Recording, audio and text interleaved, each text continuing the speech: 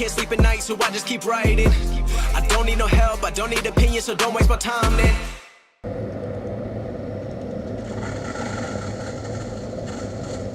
Reunited with the purple EG automatic Civic. We're at Tockwith MOT today because we need to get some stuff done on the EP2 Civic. We're going to do an oil change, change the headlight, and what else? Oh, brake light and stereo, get that to work, so I'll be back shortly. I'm just going to enjoy this little 1994 EG Civic at the minute.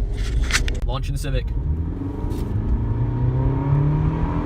Oh my god, it fucking rips! Best car ever.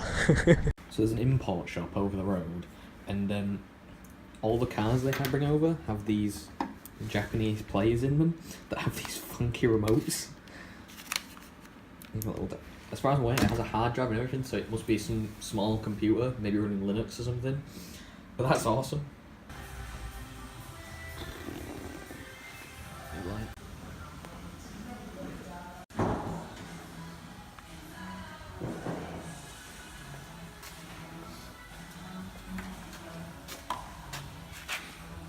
There we go. We're getting the VTEC to work.